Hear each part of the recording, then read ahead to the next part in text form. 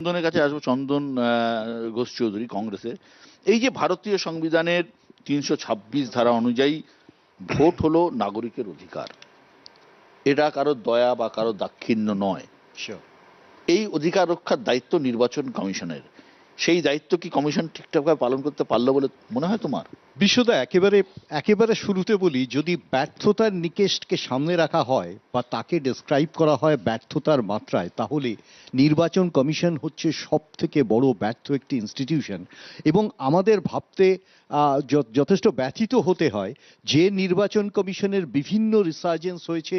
আমরা টিএন সেশনের মতো মানুষকে দেখেছি কংগ্রেস সরকার থাকাকালীন, অনেক ক্ষেত্রে তাদের সাথে ওপিনিয়ন আমাদের মেলেনি, কিন্তু এত নির্লজ্জভাবে একটা ইনস্টিটিউশন, স্বয়ংক্রিয় ইনস্টিটিউশন, তারা নিজেকে আত্মসমর্পণ করবে এটা আমরা ভাবতে পারিনি। বা আজকের শুধু কথা নয়, একেবারে মহারাষ্ট্রের নির্বাচনের পরে হরিয়ানার পরে দিল্লি, আমরা বারবার ডকুমেন্টেশন করে প্রমাণ করেছি, আমাদের নেতা Rahul Gandhi power point presentation করে আমরা প্রমাণ করেছি যে কোথায় কোথায় ব্যর্থতা, যেগুলো এরা এসআইআর করার আগে নিজেকে মুক্ত করতে পারতেন, কিন্তু একটা নির্লজ্জতা কাজ করেছে, এটা নিয়ে কোনো সন্দেহ নেই। যার জন্য প্রথমত বলি, ইলেকশন কমিশনকে আমি এখানে ফিগার আউট করছি না। তার কারণ এই মুহূর্তে তারা সঁপে দিয়েছেন দায়িত্ব ইনসিডেন্টালি, ঘটনাচক্রে, সুপ্রিম কোর্টের হাতে। এটাই তো প্রথম ব্যর্থতা।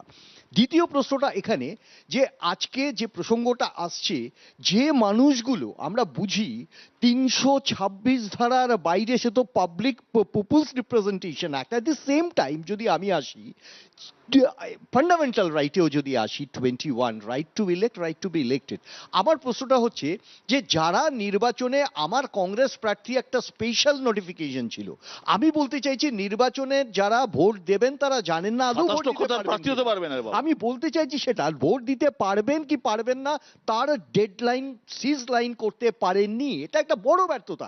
এখনো পর্যন্ত মানুষ জানে না আদৌ যারা এখন নতুনভাবে ট্রিব্যুনালে যাদের হিয়ারিং হবে তারা ভোট দিতে পারবেন কিনা, ইলেকটোরাল রোল, তার সিজিং ডেটটা কি হবে, কেউ জানে না।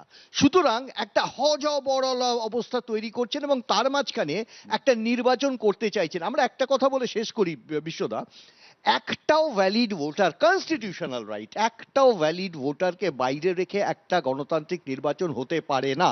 আর আই ক্যান চ্যালেঞ্জ, এখানে বহু মানুষ থাকবেন যারা ভ্যালিড, তারা হয়তো ভোট দিতে পারবেন, আমি জানি না পরবর্তী নির্বাচনে, কিন্তু রাইট টু বি ইলেক্টেড, এটা তো আরো বেশি ভায়োলেশন হচ্ছে।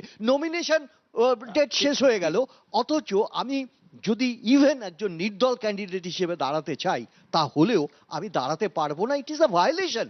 এই ভায়োলেশনকে স্বীকার করতে হবে।